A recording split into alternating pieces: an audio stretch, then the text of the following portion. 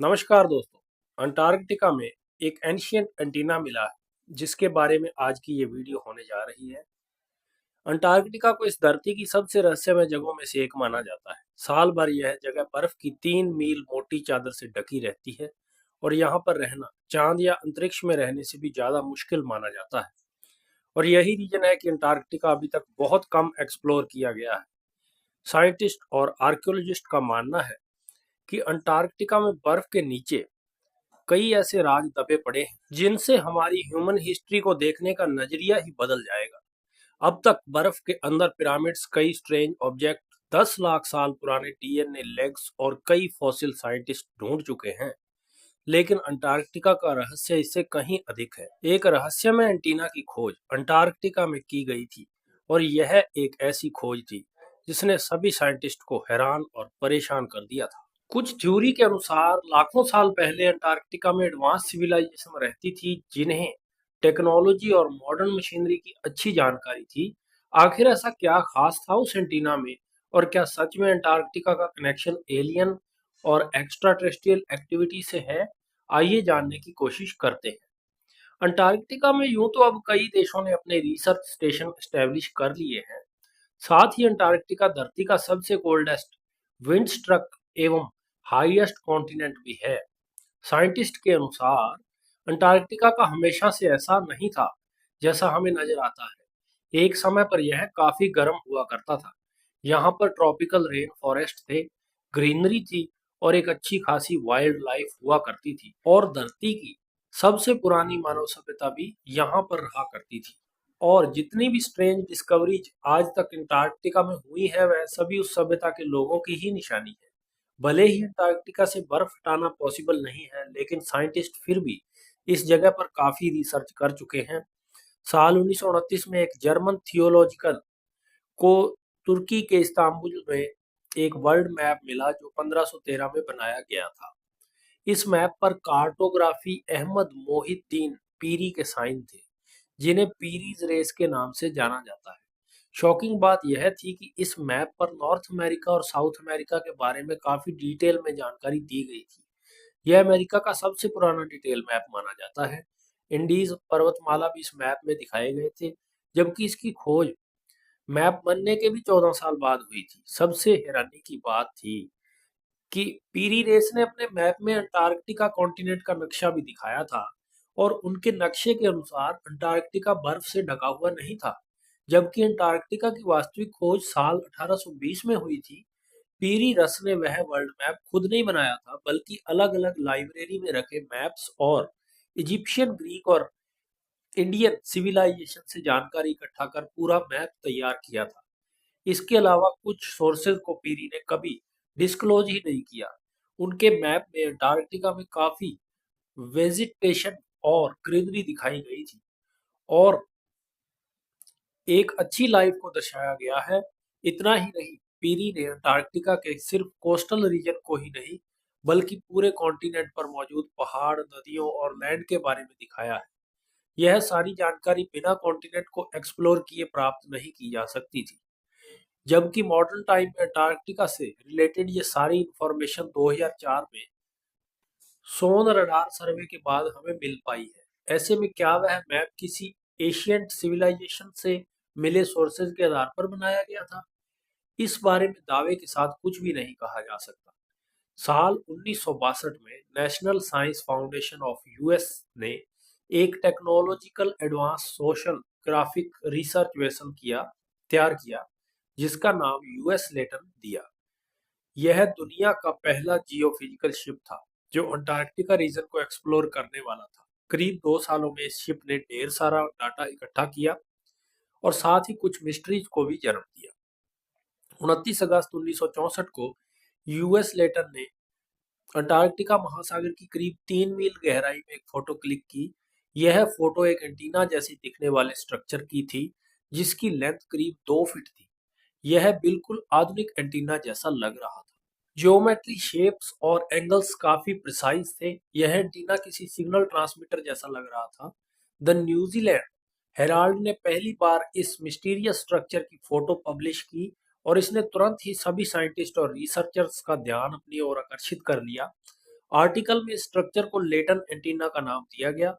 कई आर्कियोलॉजिस्ट का मानना है कि यह आर्ट फेड किसी एशियन सिविलाइजेशन की निशानी है, जिन्होंने इसे अंटार्कटिका ओशन की गहराई में फिट किया होगा।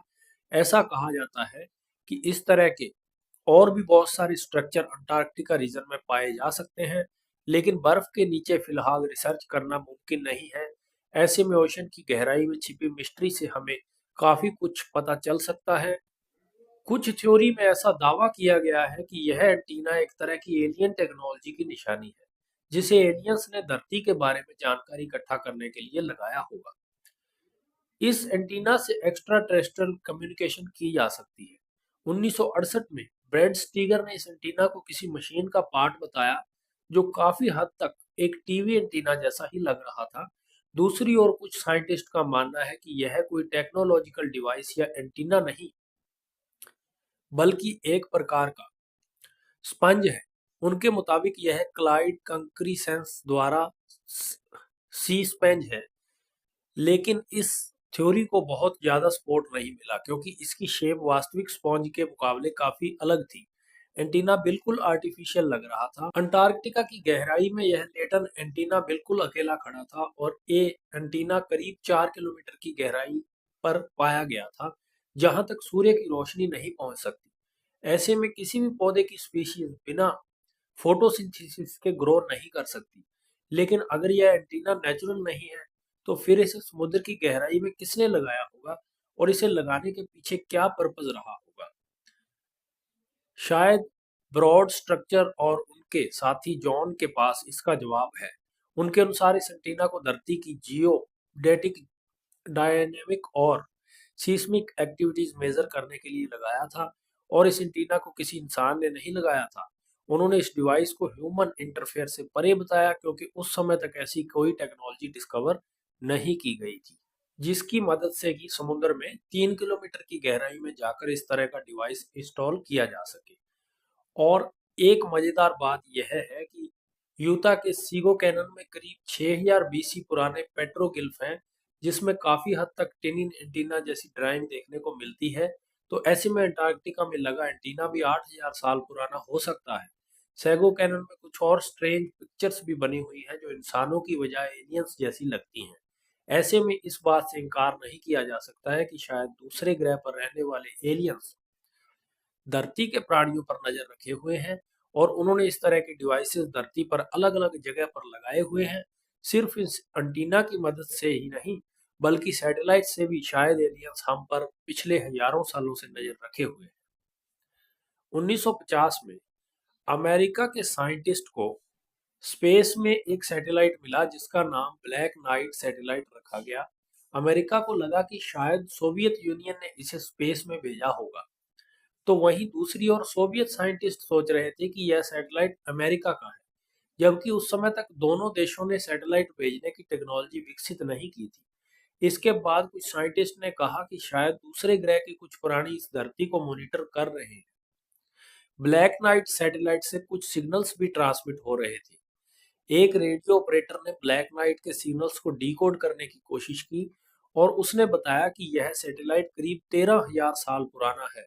ब्लैक नाइट सैटेलाइट के बारे में एक और खास बात यह थी कि यह अर्थ की ऑर्बिट में ईस्ट टू वेस्ट मूव कर रहा था, जबकि स्पुतनिक और अन्य सभी सैटेलाइट्स अर्थ की नेचुरल रोटेशन के अनुसार वेस्ट टू ईस्ट मूव करते हैं। इतना ही नहीं, 1957 में ब्लैक नाइट सैटेलाइट के पास पोलर ऑर्बिट में एक अनआइडेंटिफिकेशन करने की टेक्नोलॉजी भी नहीं थी। पोलर ऑर्बिट का इस्तेमाल अर्थ की मैपिंग के लिए किया जाता है। साइंटिस्ट ने यह भी पता लगाया कि ब्लैक नाइट सैटेलाइट का वजन 10 टन से भी ज्यादा था। इतने हैवी सैटेलाइट को स्पेस तक पहुंचाने के लिए एडवांस टेक्नोलॉजी की जरूरत होती है, और भी कई तरह की रिसर्च इस सैटेलाइट पर किए गए। 1973 में स्कॉटिश एस्ट्रोनॉम ने एक सैटेलाइट से मिलने वाले सिग्नल्स को मैसेज में कन्वर्ट करने की कोशिश की, जिसमें लिखा था हमारा घर एशियन बुटीज में है, जो एक डबल स्टार है। अमेरिकन साइंटिस्ट ने इस सैटेलाइट के बारे में जो भी रिसर्च की उसे आज तक डिस्क्लोज नहीं किया गया है। लास्ट में ब्लैक नाइट सैटेलाइट के बारे में दो थ्योरी निकलकर सामने आई। या तो इस सैटेलाइट को एलियंस ने बनाया था या फिर धरती पर प्राचीन समय में कोई ऐसी एडवांस सिविलाइजेशन रही होगी जिन्हें सैटेलाइट बनाने की जानकारी भी होगी, और उन्होंने ही हजारों साल पहले सैटेलाइट को पृथ्वी के ऑर्बिट में लॉन्च किया होगा। ब्लैक नाइट सैटेलाइट और लटन एंटीना जैसी और भी ना जाने कितनी थ्योरी है जिनकी मिस्ट्री इंसानों के लिए एक रहस्यमय पहेली बनी हुई है। आपको क्या लगता है, क्या अंटार्कटिका का एंटीना और ब्लैक नाइट सैटेलाइट का संबंध एलियन से है या फिर धरती की ही प्राचीन मानव सभ्यता ने इन्हें बनाया होगा? अपने विचार हमें कमेंट सेक्शन में जरूर बताइएगा, और अगर आप हमारे चैनल पर नए हैं तो चैनल को सब्सक्राइब करके बेल वाला आइकन दबाना ना भूलिएगा। तो फिर से मिलेंगे आपको एक नई वीडियो में एक नए टॉपिक के साथ। तब तक के लिए नमस्कार।